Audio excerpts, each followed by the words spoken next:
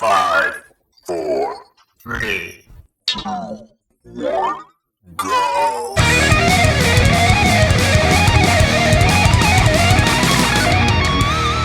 Welcome back to the PPR Stock Report. You're with Joe Marshall and Trent Seibel. That is PPR Jesus and PPR Stat Grinder. We're with you today on Monday, August 17th, and we got a full week of preseason football in the books. Coming at you on Monday night, a couple more weeks. We're going to be coming at you on September 14th during Monday Night Football. So we got a lot of news this week. A lot of stuff happened with the preseason games. A lot of stuff to cover. So we're just going to start with the Thursday night games. But before we do that, we're going to jump into a little bit of news. Got some news on Chris Johnson that we were kind of looking at for a little while now. Signed with Arizona Cardinals for $2 million, 1-year contract. What's that all about, Joe? Well, a lot of people were thinking he might have signed with Houston after Foster went down. There was tons of rumors out there with Dallas. Apparently his guys met with Jerry Jones. I think all of us have been waiting for Dallas to bring somebody in, some sort of veteran, to either back up or challenge Randall for the job. And every time that comes to the forefront, they basically shoot it down and say it's not happening. Yeah, exactly. All the people at Dallas are saying, the meeting's not even happened, but apparently it has. They talked to him, but this is going on for about a week, and it took a while. He finally got in. He passed the physical, and he signed today. In terms of fantasy, in my mind, I'm kind of brushing this to the side. Yeah. Chris Johnson, I think he showed his true colors last year with the Jets. Chris Ivory, he's a fine player. He's kind of a plotter, but he outplayed him easily. Chris Johnson, That was before the gunshot wound. You think maybe he's lost a couple pounds? Maybe. I don't know. He's 30 years old this September. I'm not sure he has a lot left to offer in real football or in the fantasy world. Here's the thing. Is this for him to come in and even, challenge Ellington or to back up Ellington? Or is this? I don't think so.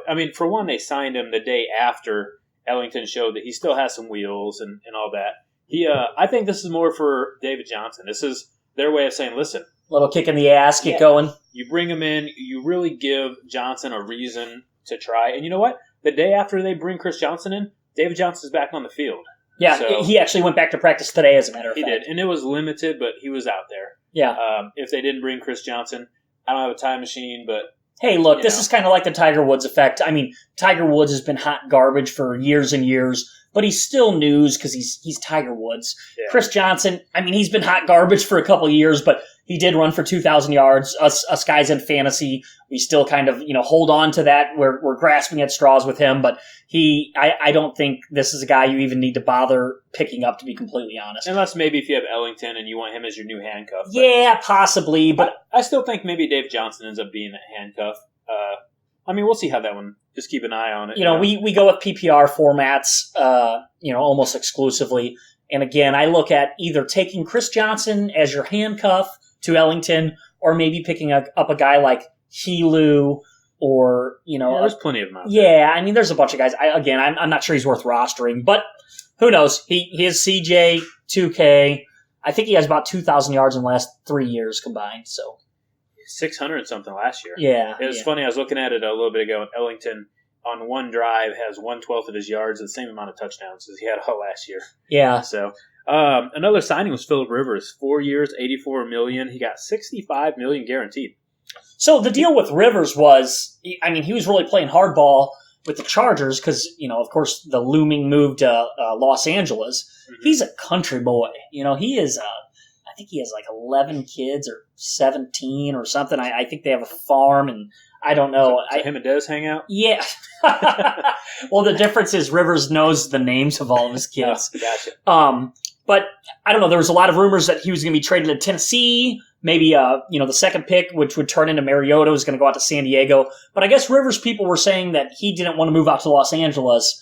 But I guess for 4 years, $84 million, he'll do it. He'll move anywhere on earth. Yeah. Worth noting, I think here, and I guess it goes to show, what kind of confidence, I guess, the Chargers have in Rivers. But they paid him almost exactly what the Seahawks just paid Russell Wilson. And he's older. Yeah, Rivers is much older. He's been in the league since 2004. Russell Wilson has a Super Bowl win and another appearance, and he's much more marketable than Phillip Rivers. Unless by marketable, if you're marketing who you want to punch in the face more, I would much rather punch Phillip Rivers square in the mouth. Doesn't he just have one of those faces you just want to... I mean, if I could punch anybody in this world, it might be Phillip Rivers. I bet he punches back hard, though. Oh, yeah, I bet he is 6'4". He looks country strong. I think a lot of that comes from you just being such a diehard Chargers fan and him letting you down every year. I just hate him. I would have rather had goofy-faced Eli. I mean, Eli looks a little bit more downsy, but I want to punch him less. I don't know. Eli, who wants to be the highest paid quarterback in the league? Eli, oh my God, yeah. So let's talk about the quarterbacks from 2004. Phillip Rivers, who really hasn't done anything with some pretty talented Chargers teams. You go back to the days with LT, and I know LT missed some playoff games and big moments, but he gets this contract, and it sounds like the Giants and Eli are pretty far apart from a contract, and it did leak out today that Eli has said that he wants to be the highest paid quarterback in the league. But how's he going to do that? RG3 is the best quarterback in the league. RG3. So RG3 says he's the best quarterback in the league, and Eli wants to be paid the most in the league.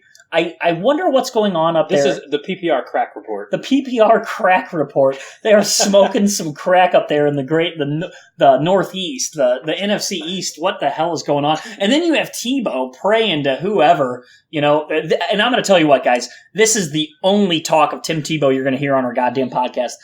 You're going to hear that he is selling crack to Eli Manning and RG3. That's it. And he gets away with it. Yeah, he does. Behind Jesus. Move on. I'm done. I didn't even want to mention Tebow, and his name slipped. Maybe will you edit that out for us? Yeah, we'll give it a go. All right. So, Phillip Rivers signed, like I said, 4 years, $84 million, $65 million guaranteed. That's wild.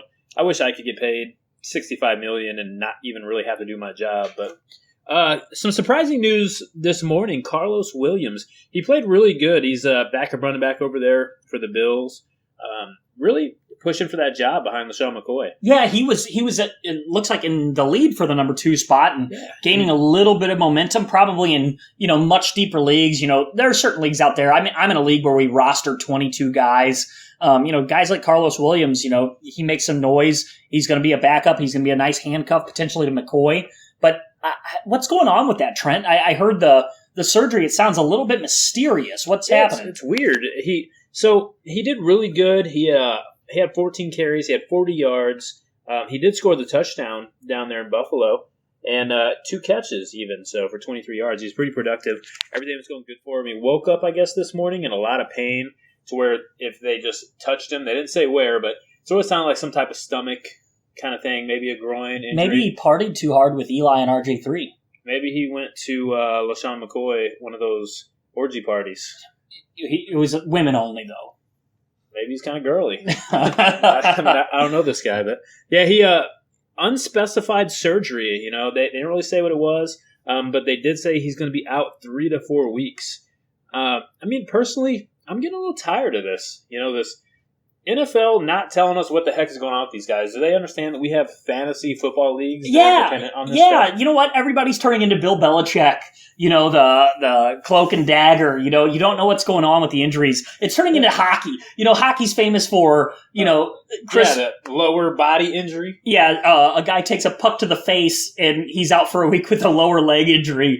I feel like that's been going on with LaFell. Yeah. Is he in a walking boot? Is he not? Does he have a robot foot? What the hell is going on? I have no idea, but robot foot does sound... If he has a robot foot, I think his ADP goes up. I wonder, could he have kicker and wide receiver designation? If he's got a robot foot, he could. I think he could boot some long ones. If you can get a robot foot, and it's a legit... I'm not talking about one of those weird legs that those people have that are the bent circle, half moon, springy deals. Oh, little ting-ting. Ting-ting, yeah. Hey, did you see Oscar Pistorius? He's about to get out of prison. He served 10 months of his 5-year sentence for murdering that model. I mean, he's doing it right. I need to be famous. I know. Hey, I know we're going a little off topic here, but what in the world? Yeah, so that's Ting Ting, but I don't want one of those legs. Hey, can you put some Law and Order music in here? Dun, dun, dun. I think I can. Okay, plug that in there. So robot leg, if I could get that, I would do it. I would amputate my leg, get a robot leg, become an NFL kicker. Yeah, so, do you know what he had surgery on? I have no idea. I don't know what's going on with LaFell. I don't know what's going on with Carlos Williams. We really didn't know what was going on with Kevin White for 2 or 3 weeks. Can we, for now, call Carlos Williams Lilos? All right, Lilos it is. I think Lilos is a good nickname for him. Lilos? Lilos. Lillos. Lilos. If he's hanging out with McCoy at these parties, I bet that's his already nickname. Lilos? Yeah. All right, so we got Lilos out for 3 to 4 weeks.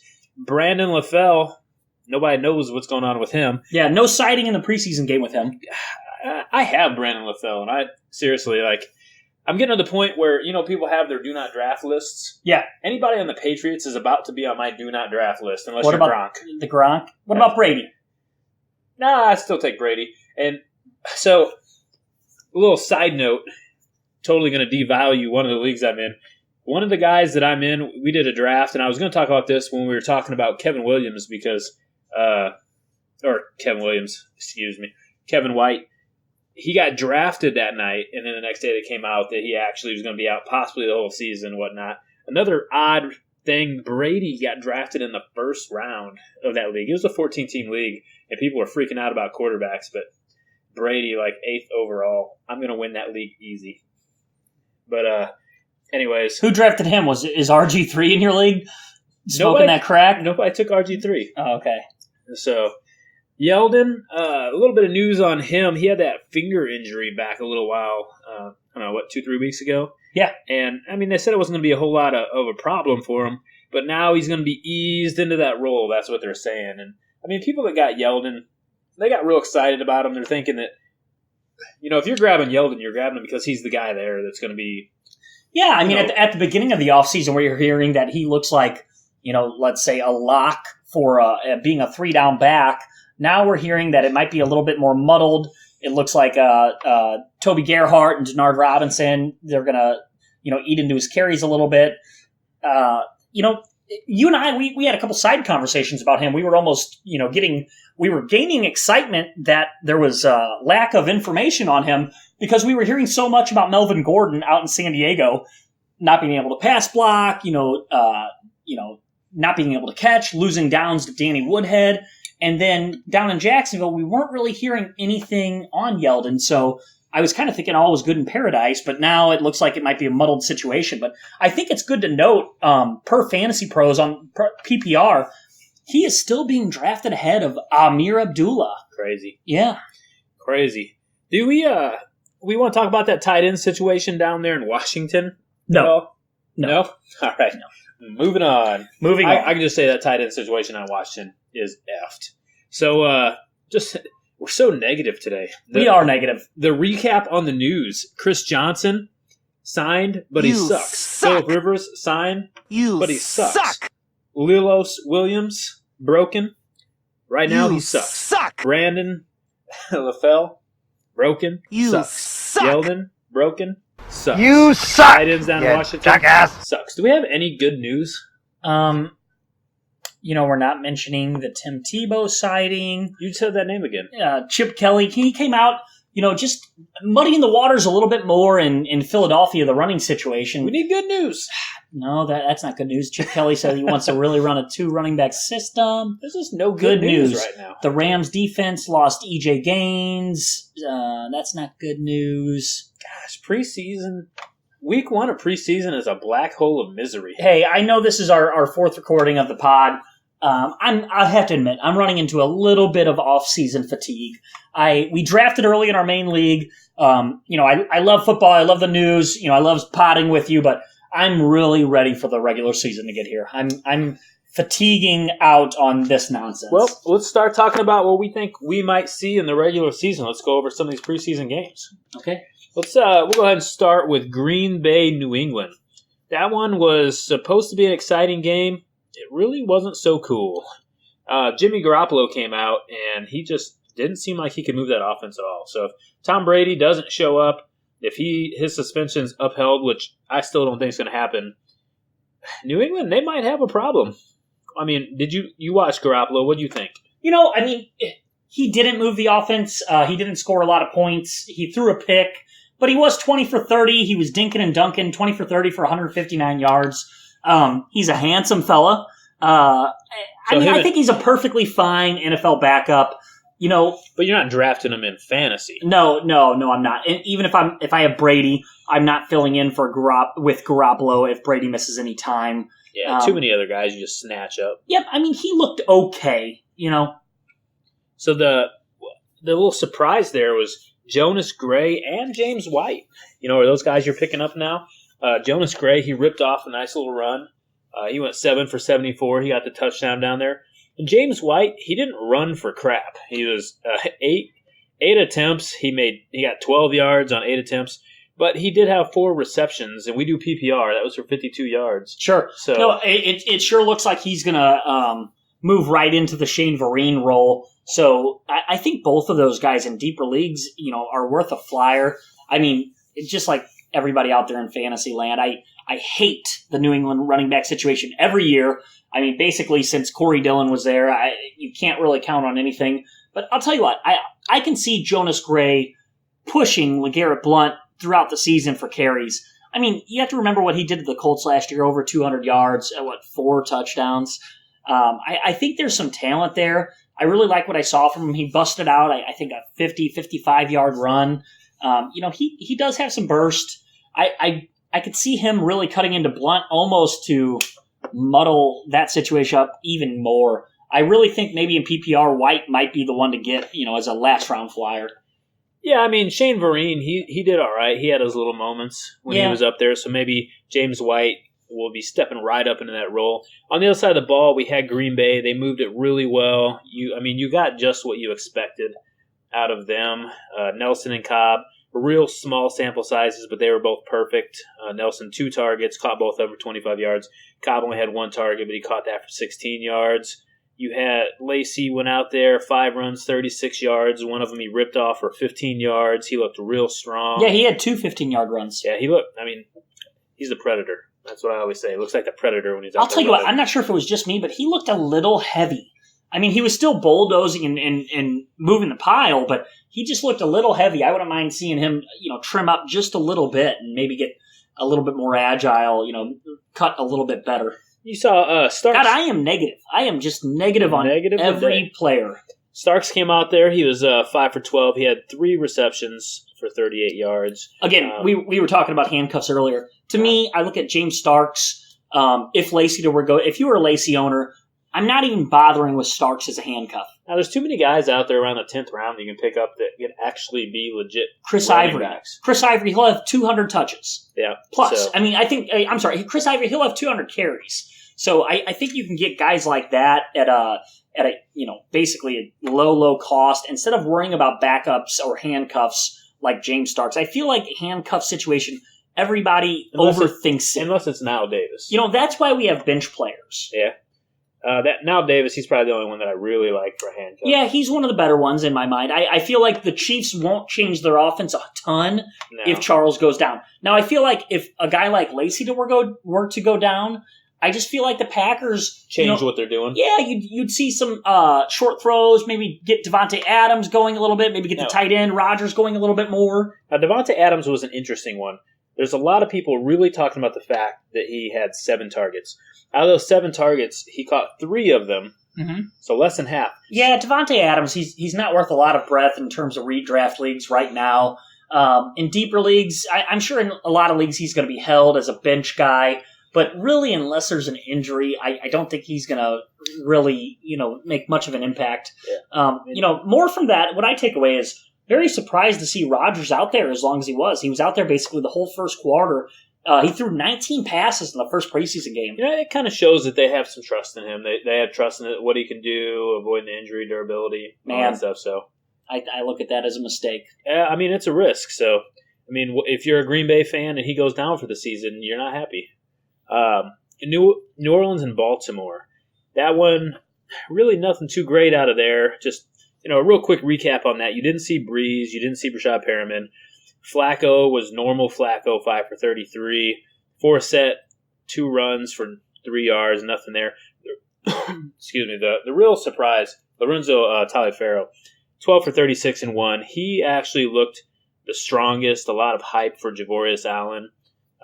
Where Taliaferro, he looks like he's the clear number 2 over there. Yeah, I mean, he's not a rookie. Buck Allen's a rookie.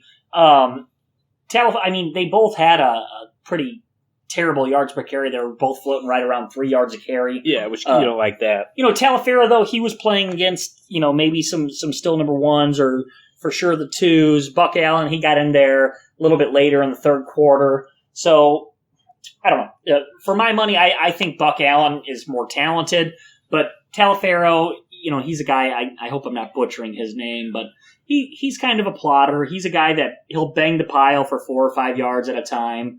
I like Javorius Allen's upside a little bit more if you're in dynasty leagues or deep redraft leagues. Yeah, the upside for this, and a little positive, the Cooks owners got to rejoice. He really only had one catch, but it was for 28 yards and a touchdown. Looked really nice. So you got to like that. Josh Hill, he was one of the guys that kind of surprised us. There's a lot of negativity on him. He was one of those secret, sneaky little injuries that they undisclosed. Yeah. I was surprised to see him out there. He went 3 for 40 out there. I feel like every time we talk, you tell me about Ben Watson. I have to remind you he's a 35-year-old lifetime backup tight end. Josh Hill, he's an athlete. People are down on Hill. I actually think he's going to be fantasy relevant. I could see Hill by week 4 or 5 being owned in the majority of leagues. Well, after what he did, how he looked the other night, a lot of people picked him up. Spiller, he was a no-show. We found out on Friday that he had a knee surgery. Yeah. He had a little arthroscopic surgery. He's going to be out at least until the week preseason. 1. Yeah. They're saying that they expect him back, but you got to remember that that's what every single injury that I've seen where somebody had these surgeries on their knees and stuff, that's what they're saying in every single league. Spiller, he's a small frame guy. He's been injured a couple different times now. I think we're all hoping, we were really excited with him joining this offense that he's going to step in and maybe do what Reggie Bush did early in his career. Not like this. Yeah, this is a horrible start. I'll tell you what, if you're in deeper leagues, if you're in dynasty formats, if Kerry Robinson's out there, go get him. Hey, he Robinson looked great. Looked good. Yeah, he looked spry. 2 for 35. He had 3 receptions for 37 and a touchdown. Yeah, I'll tell you what, and I actually think he's, I've been bringing up handcuffs often here. I had a couple conversations with some guys in my league about handcuffs. I actually think Kerry Robinson, he's a nice handcuff because he's a handcuff for both Ingram and Spiller. Yeah, he does either. I believe so. If Ingram were to go down, I think he would step into his role more so than Spiller. And same thing with Spiller. If he were to go down, I think Kerry Robinson can jump right into his role and produce comparably. And if you got him, I think it's Kyrie. Kyrie. Which sounds way cooler if you got him on your team and he scores a touchdown, you're in a bar and you'd be like, Kyrie! Yeah, he should have 2 E's instead of the Y then. Well, that's no different than all those other guys in the league. You talked about Nuck the last week. And DeAndre Nuck. So. Another takeaway from this was, you mentioned Forsett. He didn't do much on a couple little carries. I don't knock him for that, but I'll tell you what, I'm gaining a little bit more confidence in him in these PPR leagues. I know Tressman's out there. We've talked at that, at length, but they just don't have any receivers. Terrible. They don't know who they want. Torrey Smith, he's out in San Francisco. He gone. Perriman, he hasn't seen the field. He gone. They said he might be back before preseason. Once again, that's lower leg injury. Says. Yeah, little NHL. He's got a hockey injury. Everybody's Bill Belichick now. Michael Campanaro, he made a big play. He scored the touchdown. I think I've read a couple articles from beat writers out there that he's looked pretty good. But then I read today, and I apologize, I don't have the notes in front of me. Even Kamir Aiken, who started that game at wideout, he went down today. I'm sure it was an undisclosed lower leg injury, but they're just really struggling at the wide receiver spot. So I have to imagine, Max Williams, he's the rookie tight end. Where are the targets going to go? I really think Forsett can pay dividends early. Yeah, and we talked about it a little bit earlier, but I really think Forsett, I don't think he does the same thing as what you saw from Forte last year under Tressman. But if you looked at where Forsett ended last year on the catches and you look at where Forte was, and I think he's closer to the Forte mark than the Forsett. Do you know what, Trent? I'm right there with you. If memory serves me right, I believe Forte had 103 catches and Forsett had 44. Now, I think you see Forte drop about 30, and I think you see Forsett gain about 20. I think they're going to be within about 10 catches. I was going back and forth with a guy on Twitter today, and it was a friendly conversation, but he had mentioned, he said, he's going Forte in PPR leagues, and he's going 4 set in standard leagues. And in my mind, if you're going 4 set in standard leagues, you got to go in PPR leagues too. Go in PPR leagues because and again, I actually in my rankings have Forte 1 player above 4 set. So this isn't a vote of confidence of 4 set over Forte, but if you're confident enough to go with 4 set in standard leagues, roll with him in PPR. Well, 4 set's definitely a better runner. For sure. I don't think there's a question. He's a lifetime 5 yards per carry average. So if he's catching passes similar to Forte, sure, you got to think he's outscoring Forte. I mean, I think Forte would have to. I mean, Forte would have to outcatch him by 25 again or more to outscore him in standard scoring. So again, and I don't see it. If you're confident enough in 4 set in standard, go ahead and roll with him in PPR over Forte. And I'll tell you what, his ADP, he's 10 picks behind him right now. Forte, according to Fantasy Pros, is going 13, and 4 sets at 23. So if you think they're that close, you're looking at value. Yeah, maybe go with the receiver at the end of that first round, and then be confident that you're going to go ahead and get 4 set, who might give you similar production to Forte in the second round. Yeah, especially in the bigger leagues. Yeah, 12 team, 14 team. Absolutely. One last note on that game: Nick Toon only 1 target, caught it for 9 yards. That was kind of a little bit of surprise, but we'll see what happens with that moving on. It's kind of tough. Week 1 of preseason, kind of tough to see with the small sample size. Yeah, I mean, you know what? Don't forget that the Saints are still going to be the Saints. They spread the ball out. I mean, I think you're going to see Coleman get some targets. He's really getting hot. He's 6'6". People think that he might, move into Colston's role as he gets pushed out. Colston's going to get his. They're going to throw to the backs. They're going to throw to the tight end. So, Nick Toon, he's going to be inconsistent regardless. Now, Miami, Chicago, I enjoyed watching this one. Tannehill went out there, and he looked clean. He did. He did 6 for 7 for 56 yards and a touchdown. Drove right down the field. Yeah. So, it was a, 85-yard touchdown drive over 14 plays? Yeah. Yeah, capped it off, I believe, with a 2 or 3 yard touchdown to Jarvis Landry. Landry was a touchdown. Lamar Miller looked good. Landry looked good. I mean, these guys, they looked clean out there. I really like what I saw from Miami. You had Damian Williams out there, though. He looked like a clear number 2 guy. With the JD being out, which he did come back to practice, I believe, today. It's really looking like he's going to be moved back to number 3, which is kind of a bummer for a lot of the guys that had some good hype on him. Yeah, we were hearing good things on him fresh out of the draft. And just like every year, it sounds like Miami loses confidence in Lamar Miller, just like they did last year with Noshawn. And then you get closer and closer to the season, and he's the most consistent and productive guy. I disagree, and we'll see how it plays out. I think LaMichael James will end up being the 2/3 along with John Ajay, but we'll see. He's a little bit of a niche guy. He's going to be a kick returner / backup running back, but I think he's more talented. Nothing special on the Chicago side of the ball. You didn't see Alshon out there. No Forte, no Kevin White. White, like we said, he was listed as day-to-day. You found out he might be gone for the whole year. Wow. Yeah. I mean, that's crazy. It's really going to bump Eddie Royal, who Eddie Royal was 2 for 19. He looked decent. He was targeted a lot by Jay Cutler. So, with Kevin White out there, Alshon's still a little bit banged up. Eddie Royal, he's really gaining some stock. No, I agree with you 100%. Eddie Royal, he busted into the league with Denver. Jay Cutler was a quarterback then. He had 91 catches with Cutler. And Cutler, it turns out, he was the one that brought Royal into Chicago this year. They played together before. Yeah, in Denver in Royal's rookie year, exactly. He had 91 catches which was, I believe, the 4th most ever for a rookie. I mean, people forget this.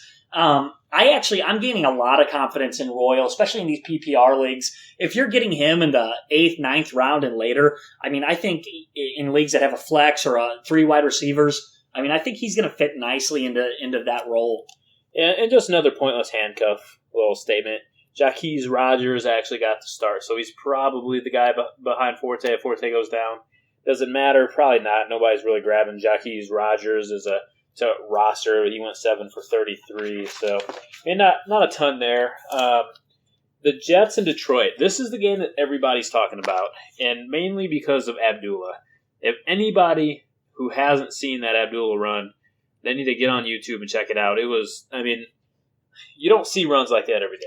I'll tell you what, I posted on Twitter a video of LaDainian Tomlinson. LaDainian, he was my favorite player of all time. When I saw that cut in the backfield, that first cut, he stuck his foot in the ground and turned. It reminded me so much of Tomlinson that I saw so many times. And then he had he shook another guy, right at the second level with the linebackers, and he was off and running. He doesn't have the complete breakaway sprinter speed. So he did get tackled. What was it, a 45-yard run, something like that? 45-yard, yeah. Yeah, but I'll tell you what, he looked as fast as anybody, lateral, side to side. It looks like he gets up to speed really quick. I mean, he lived up to the hype. This guy, Amir, his ADP was already, going up and up and up. He was getting closer. I heard a couple guys out there saying that they were already, before this game, drafting him above Gurley, drafting him above Melvin Gordon, and I have to agree with both of those.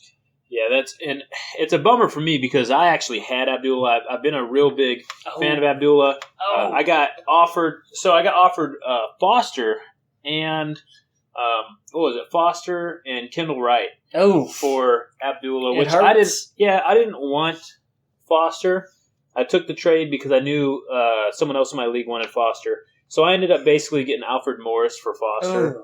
So I gave up Abdullah before that game. It was before he had that crazy run. Man. It's like you sold Apple stock before they announced the iPhone. That's what it feels like. Oh, my goodness. I'll tell you what. I like Alfred Morris probably better than the next guy. If we were in a PPR league, it'd be way better. Yes, Alfred Morris is much better in standard leagues. Stone hands. I hope he catches balls. I hope you enjoy watching him plod 4 yards at a time. I ain't watching a single Washington game this year. Yeah. I'll just see what he does.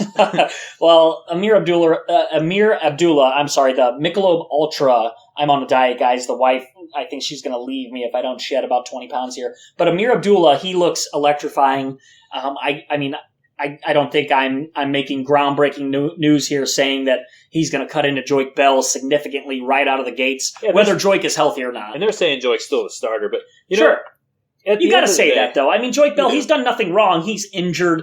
He's been a fine player for them for a few years, but Amir Abdullah, you have to like what you see. At the end of the day, though, I still feel pretty decent having Alfred Morris on my team. You lose the excitement of having Abdullah. You lose the excitement of seeing him break those plays. I mean, when you're a fantasy owner, that's what makes fantasy awesome, and Abdullah is going to be that for a lot of people this year if he keeps doing what he did the other night. So I'm already seeing him go in the fourth round in PPR leagues. He is moving up in some of these leagues. I did a draft the other night. Granted, like I said, Brady went in the first round, but I got Abdullah in the sixth. It was the same, the day after he ripped off that 45-yard run. He went 7 for 67 overall, and he looked good the whole time. Stafford looked good.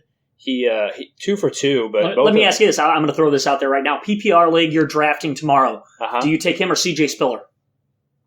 Well, now I take Abdullah, C.J. Spiller with that knee thing. I'm looking on Fantasy Pro's site right now, and C.J. Spiller, he has an ADP of 38, and Amir Abdullah is at 55. He was at 66, so he went up 11 spots. I'm just trying to find out where you think his ceiling might be before the season starts, and I'll tell you what, I'm looking at ADPs here. Foster is still ahead of him. I've got him over Foster. TJ Yeldon's ahead of him. I have him over Yeldon. John Stewart, I think you like Stewart a little more. I like Stewart a little more just because Stewart, when he's healthy, he's good. Sure. From what we've seen. Especially he was catching passes at the end of last year as well. I mean, he's tinfoil for ankles. I think I'm going to go with the guy with the hype. I'll go with Abdullah over him. I'm just going to go down here's one that I actually, Joseph Randle at 44. I like Randle more than Abdullah. I don't know where you sit there. But Joseph Randle is a guy that I think people could probably get for Abdullah if they wanted to move him right now. You know what? That's a great point. If you have Abdullah right now, if you're looking to maybe strike gold, if you're weak at running back, Joseph Randle, he's a guy. I'll tell you what. In my mind, his value is going up every week that goes by, and they don't sign a vet. If Randle starts in that offense, and we saw that offensive line we're going to talk about, it was good. It was what everybody thought it was going to be. If Joseph Randle starts in that offense, he is going to score probably more points than Abdullah this year.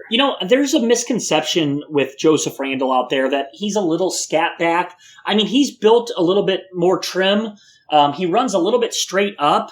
but he's 6 foot 195, close to 200. I mean, he's not a terribly small guy. I mean, that's a player that could take on 250 carries, and that offense with that line, I think 250 carries can translate into 1,100 yards or so. So right now, after one game in the NFL, Abdullah, he can net you some good players. Absolutely. If you've already drafted, I think, in my mind, if you could get a guy like Randall, I cash in. I'm going to go on here if you don't mind.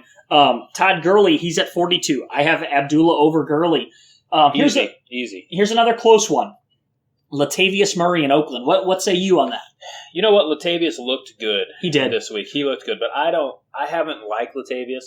I don't like that offense. I don't think that offense is going to be in the lead. I don't think that he's going to be running the ball the whole game. You know, we talked about this a little bit off air. I whenever I watch that offense, it's not very fun to watch. They dink and dunk a ton. Little 4 and 5 yard passes. I almost see them using that as their run game a little bit more than actually pounding the rock. So end of the day, I have Abdullah right now over Murray. I don't know what about you. I do too. I have him over Murray. If we're talking Oakland or if we're talking rookies, I still have Amari Cooper over Abdullah, but that's probably about it. Okay. I'm going to go on here, and I know we're running low on time before the break, but Carlos Hyde at 41. I like Abdullah. Carlos Hyde, he's had a lot of negative information about him, too. He was injured for a while. He really didn't look that good. And they're just going to be a bad team. I mean, the Niners, they've lost so much. They're just not going to be good. Moving on here. How about this? Let's get into the third round. Yeah, Andre Ellington at 39. That's pretty close. Now, I like Ellington because other than Abdullah, and I have Ellington, and you always say that I'm real biased on Ellington here, but other than Abdullah, I'd say Ellington is probably the guy that we saw the most out of this week. Sure. I guess I'm going to say his ADP held steady or is even going to rise. And again, I brought this up to you. With his injuries, I just feel like it's sad, but I don't think his ADP goes anywhere. I actually think this Chris Johnson news is going to bring some Ellington support out there. If that makes any kind of sense, maybe I'm up there smoking the crack with RG3 and Eli. Yeah, I don't know. But I'll tell you what, when I think about it, they're bringing in Chris Johnson. I'm with you where I think that's more to get the rookie back on track, David Johnson, who he's missed some time. Well, that's my cutoff. Abdullah right now, if I got to pick him, I still take Ellington. Okay, so that's at running back 18, about 18 or 19. I'll tell you what, if you've drafted already and you took stock in him, congrats, because you're going to get yourself a good player if you decide to cash in. Or you can hold on to him. There's a chance that he turns into a real PPR monster. So. Sure. So moving on with that, like I said, Stafford looked real good. He 2 for 2, both of them to Tate, who looked awesome. Golden Tate, who you got from me for Greg Olsen. Hey, pretty still decent trade. PPR league, pretty fair. Yeah, but man, Tate, that catch, he blew by 3 defenders for that touchdown. No, I mean, once again, he showed that in the absence of Calvin Johnson, he is a borderline, let's say, low-end number 1, A.J. Green, Alshon Jeffrey, maybe. He was a monster without Calvin. Sure. And even with Calvin, he's still good. You gotta think, when Calvin's out there, he's getting the double teams. They have to play to Calvin. And Tate, he's a good receiver. Hey, and personally, I think Stafford's in line for a nice bounce-back year myself. You've been saying that. You really like Stafford. I do. I have him in my top 6 quarterbacks. Theo Riddick, he got out there 8 for 35. He did have a reception, -1 yard, so nothing real great there on the other side of the ball. Chris Ivory, he looked good. That's good for him. He didn't look amazing or anything. He was 6 for 25, but he went out there. He did what we expect out of Ivory. Powell, he was 8 for 35 as the backup. He was going against the second teamers, though, so, I don't really know what that is going to translate to if he has to be your guy. Personally, I think Bilal Powell, he's going to be the true backup. They brought in Zach Stacy from the Rams. Who is not good, 3 for 9. Yeah, they brought in Stephen Ridley from the Patriots, who injured. He hasn't seen the field. But, again, we try to take anything we possibly can away from preseason. And Detroit blew the Jets out of the water, 23-3.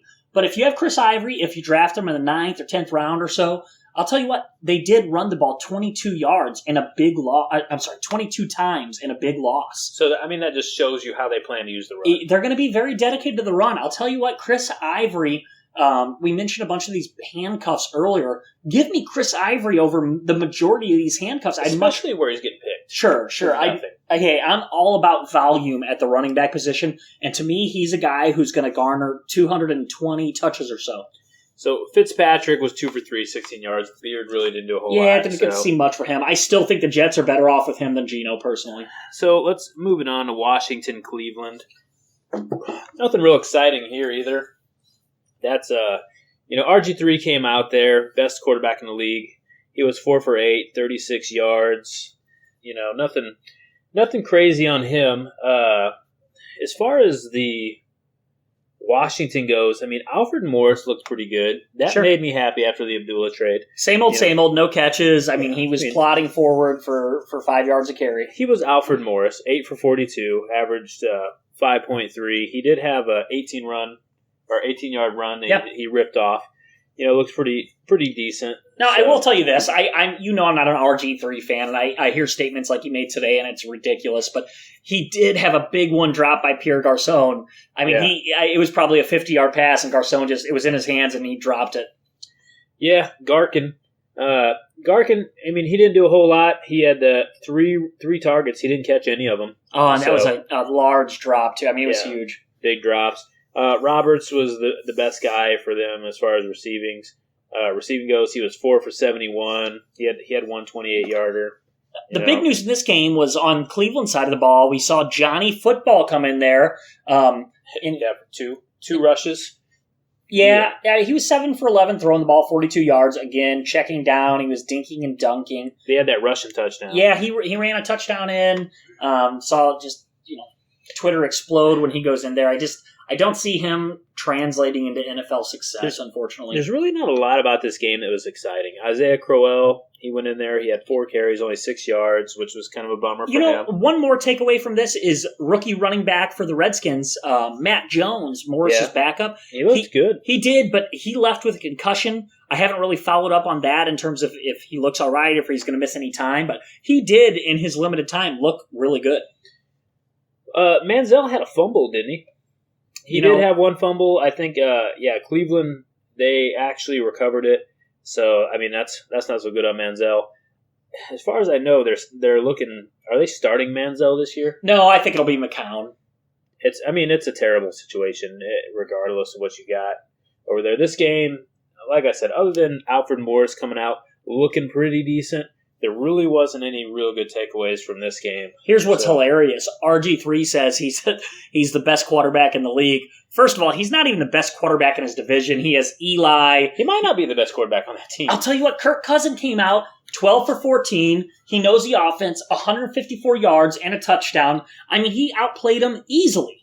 Kirk Cousins, he came out last year, and he was so weird. He was so good for, one game he's night and day. He was so good, and then all of a sudden, next game he has the worst NFL quarterback game in the history of football. Yeah, Dallas and San Diego, that game a little bit weird. Also, another Dallas running back went down, Gus Johnson. He had 13 carries for 35 yards, but he actually went out with an injury now, so their whole team is broken. Randall was a little bit banged up. McFadden was out. He just came back. He came back also. So Gus Johnson broken. They need to hang out. That lineup, they need to start hanging out with some healthy people. They got Witten. He's the only guy on that team that can stay healthy. Yeah. Not a lot from this game. It was kind of an ugly game. San Diego with the run game, they ran the ball 30-some-odd times. We saw backup Brandon Oliver run 10 for 53. He looked like the best back they had. He did. He scored a touchdown. Again, he was in there with the backups, but, the biggest story in terms of fantasy was, again, there's just no positive momentum with Melvin Gordon. Yeah. 6 rushes, 11 yards. He even came out and he admitted that he knows that he needs to work harder. He was real slow. He didn't hit the holes right. Fantasy world's so addicted to rookies right now because of what we saw last year with Odell, with Benjamin, with Jeremy Hill, that we're not seeing the drop in ADP, though. We're seeing Melvin Gordon going above guys. I'm seeing him still in some leagues going above Alfred Morris. He's going above Mark Ingram, Amir Abdullah. With no positive news and knowing that San Diego is going to use Danny Woodhead in passing situation. They are going to. And I'll tell you he got a touchdown. I know. And Brandon sniped it. Yeah, Brandon Oliver looks good also. So to me, Melvin Gordon, and I'm a Chargers fan, and he did great things up there in Wisconsin, but running through holes that you could drive a truck through, like John Madden would say, he's Trent Richardson. I don't know if I could say that. That's Trent Richardson. I know we'll get to the Oakland game, but did you see that still photo of him where he ran right into the pile? It's funnier when you watch the video. Oh my gosh. It was, if that isn't some of the worst football you've ever seen in your life, he runs with his eyes closed. Yeah. I made a tweet, and I guess I'm not funny, but to me this was funny. I said, Oakland, they should coach Trent Richardson on his instincts and to just do exactly the opposite of whatever his instincts say. That was terrible. He would have twirled his cane into the end zone, but instead he runs to the back of 15 guys. Now, the run was designed to go that way, and he had one linebacker sitting in that hole, if you actually look, ready for him to come through. But guess what? Who are you going to beat? One guy? Or 6 guys. Christopher Columbus's voyage wasn't to come to America, but that turned out pretty well, didn't it, buddy? It did. Sometimes you gotta change course, think on your feet. So yeah, and Gordon, at the end of the day, you gotta think that if you're an owner of his, you've already drafted, especially if you paid the price that it took to get Gordon up to this point. Here again, let's play the ADP game again, guys. We use Fantasy Pros, their PPR ADP. And it's the combination of all the major sites, ESPN, Yahoo, CBS Sports. He is above Frank Gore. He's above Lamar Miller. He's above Mark Ingram, Alfred Morris, Andre Ellington, CJ Spiller. What is going on? Is RG3 and Eli just passing out drugs to everybody? I have no idea. What is going on in fantasy world right now? Well, I don't think, I don't know, maybe they just don't test for cocaine or crack or meth or whatever they're on. No idea. They just test for steroids. I'm not buying the Melvin Gordon, especially for where he's going. No. 28th overall? Are you kidding me? Well, and here's the thing on the Melvin Gordon thing. I get it that people like these rookies. And guess what? If you like a rookie that's a wide receiver with the new rules and the way the colleges are setting them up. And what Trent means by the new rules is you can't touch these guys. No. So these receivers coming out 22, 23 years old. And they're fast. Absolutely. They're running 4.3, 4.4 40s. They're going to get the first step on an inexperienced corner.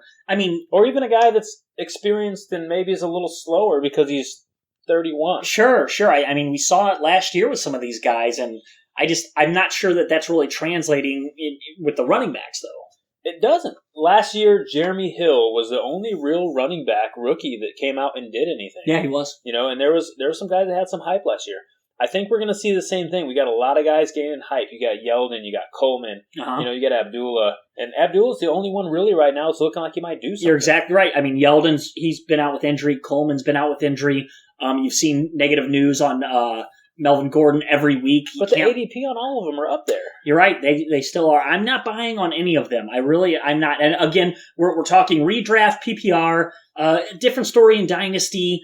And here's one thing. Maybe, I don't know if we can carve out a couple minutes to talk about this because every phone call we have, I discuss this. If you're playing with guys that are in Dynasty formats, take advantage of them in the draft. They're gonna stretch for guys like Tevin Coleman. Let them take them, and then you take the guys right after them. It's weird. It's like Dynasty put some kind of brain fungus on these guys. They go to their redraft leagues, and they keep the same Dynasty format in their brains. It does. It completely ruins them for trading. You can't even get, Devontae Freeman for Alfred Morris because they think he's going to be the starter for years to come. I was looking for Gordon a couple weeks ago. I'm like, hey, what's it going to take to get Gordon? And I've got guys. I had Abdullah, and he had all the hype going for him. Not like he did now, but I had Abdullah. And the one-word response I got was Marshawn. Marshawn for Melvin Gordon? Marshawn Lynch for Melvin Gordon. I'm the commissioner of said league, and I think I might have to, pound my gavel and make a ruling. That. Yeah, Marshawn for Gordon. We're getting ridiculous. Hey, you know what? Right now, I'm saying it. If you have Gordon, if you drafted already, it's time.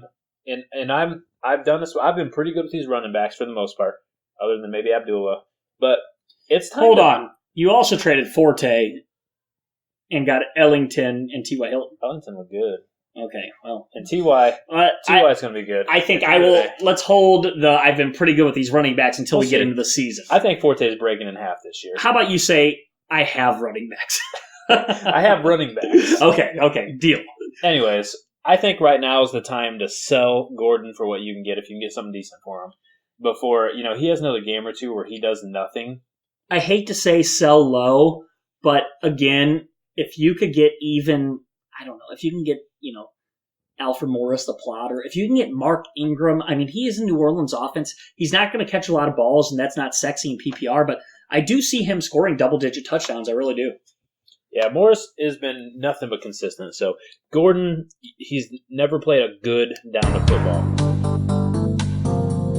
Hey guys, thanks for joining us tonight. That's going to wrap it up for us. We talked about all the games from Thursday night. We're going to hit you guys up on another podcast and talk about all the games from Friday, Saturday, and Sunday. If you want to find out more about the PPR Stock Report with lots of news and information about all the games, all the players, you can hit us up at our website. That's pprstockreport.com, or get us on Twitter at ppr_Jesus and ppr_StatGrinder. Thanks for joining us. We'll catch you next time.